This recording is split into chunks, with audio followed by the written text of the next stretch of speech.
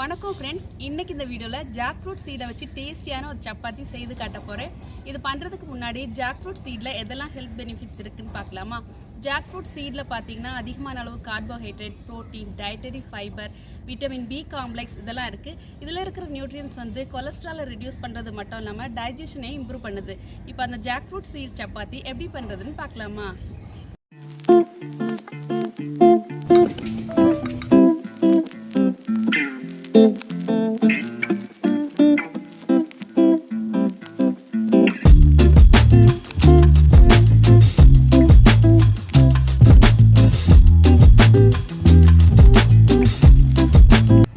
Jack fruit seat chapati செய்யறதுக்கு தேவையான பொருட்கள் எதெல்லாம் பார்க்கலாம். Jackfruit seeds, salt, wheat flour. First இந்த பலா கொட்டைகளை வந்து நம்ம நல்லா வாஷ் பண்ணி எடுத்துடலாம்.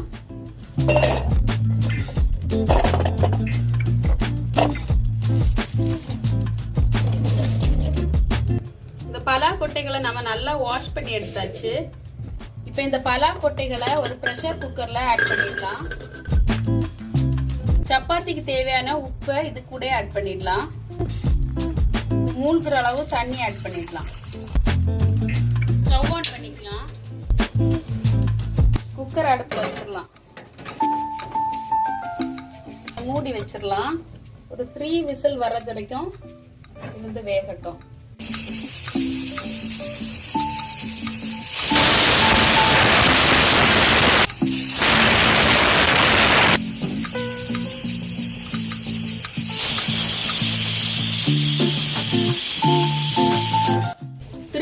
வந்தாச்சு. இதை இப்போ ஆஃப் பண்ணிடலாம். பிரஷர் ரிலீஸ் ஆயிடுச்சு. இதை இப்போ ஓபன் பண்ணி பார்க்கலாம். நல்லா சாஃப்டா வெந்திருக்கு. இதோட ஸ்கின் எல்லாம் ரிமூவ் பண்ணணும். அதுக்காக இதை ஒரு பிளேட்டுக்கு மாத்திடலாம். இந்த மாதிரி மேல இருக்கிற தோலை எடுத்துடலாம். உள்ள ஒரு ப்ரௌன் கலர்ல ஒரு தோல் இருக்கும், அதையுமே எடுத்துடலாம். நம்ம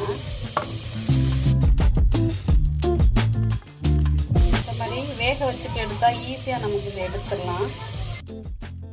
இதே மாதிரி எல்லா ஜாக் ஃப்ரூட் சீடையும் பண்ணி எடுத்துடலாம். இந்த ஸ்கின்னை வந்து ரிமூவ் பண்ணும்போது மேல் தோலை வந்து நல்லா கம்ப்ளீட்டா எடுத்துடணும்.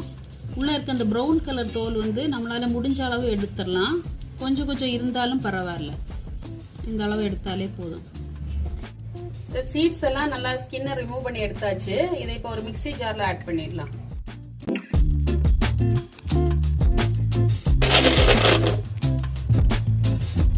ஃபர்ஸ்ட் தண்ணி எதுவும் ஆட் பண்ணாம இந்த மாதிரி பொடிச்சு எடுத்துக்கணும். அப்புறமா நம்ம வேக வச்ச தண்ணி இது கூட ஆட் பண்ணிடலாம். இது அகைன் ரோஸ்ட் பண்ணிட்டு நல்லா ஃபைனா அரைச்சு எடுத்துடலாம். இந்த மாதிரி அரைச்சு எடுத்தாச்சு. இதை ஒரு பாத்திரத்துக்கு மாத்திடலாம். இப்போ தேவையான தண்ணி ஆட் பண்ணிடலாம். நல்லா இந்த மாதிரி கலந்து எடுக்கலாம் தண்ணியோட. இந்த ஜாக் ஃப்ரூட் சீடை வேக வைக்கும் போது நம்ம உப்பு ஆட் பண்ணோம். அதனால இப்போ தனியா உப்பு எதுவும் ஆட் பண்ண தேவையில்லை. இப்போ இந்த மாவை இது கூட கலந்துடலாம். இப்போ இந்த கோதுமை மாவு, ஜாக் ஃப்ரூட் சீடு எல்லாத்தையும் சேர்த்து நல்லா இந்த மாதிரி கலந்து சப்பாத்தி டோ மாதிரி பண்ணி எடுத்துடலாம். இன்னும் கொஞ்சம் கோதுமை மாவு ஆட் பண்ணிடலாம்.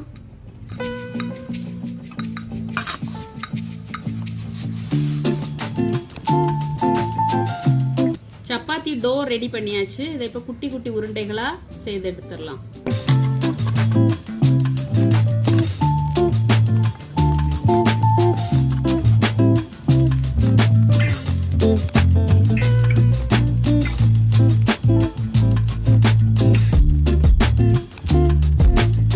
பாருங்க, எல்லா உருண்டைகளையும் ரெடி பண்ணி எடுத்தாச்சு. இதை நம்ம சப்பாத்தி மாதிரி தேய்ச்சி எடுத்துடலாம். இது வந்து பண்றதுக்கு நார்மல் சப்பாத்தி மாதிரியே தான் இருக்கும். இது கையில எதுவும் ஒட்டாது. இதுல வந்து நம்ம ஒரு பவுல் சப்பாத்தி மாவு ஆட் பண்ணியிருக்கோம். ஒரு 20 பலா கொட்டைகளை ஆட் பண்ணியிருக்கோம். ஆனா வந்து சூப்பர்வா இந்த மாதிரி நார்மல் சப்பாத்தி மாதிரியே தான் வரும். ஃபர்ஸ்ட் இந்த மாதிரி சப்பாத்தி மாவை வந்து டஸ்ட் பண்ணி எடுத்துக்கலாம்.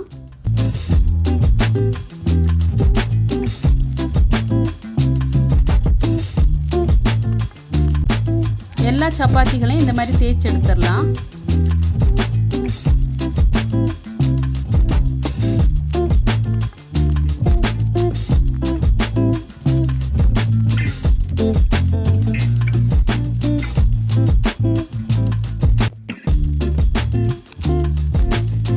எல்லா சப்பாத்திகளையும் தேய்ச்சி எடுத்தாச்சு. இப்போ சப்பாத்தி சுடுறதுக்காக ஸ்டவ் ஆன் பண்ணிக்கலாம். தோசைக்கல் அடுப்பில் வச்சுக்கலாம். கல் சூடானதுமே சப்பாத்தியை போட்டுக்கலாம். திருப்பி போட்டுக்கலாம். இதை ஃபுல்கா மாதிரி ஆயில் போடாமலும் பண்ணலாம். நான் கொஞ்சமாக ஆயில் போட்டுக்கிறேன்.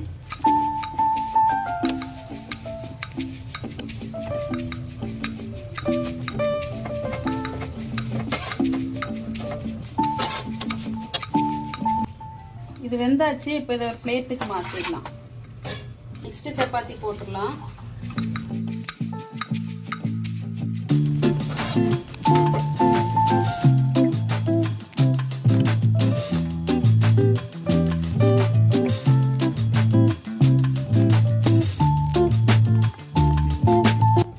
எல்லா சப்பாத்திகளையுமே ரெடி பண்ணி எடுத்தாச்சு. பாருங்க எவ்வளவு சாஃப்டா வந்திருக்குன்னு.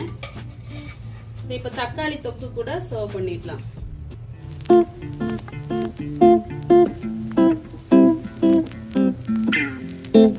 நீங்களும் கண்டிப்பா இந்த ரெசிபியை ட்ரை பண்ணி பாருங்க.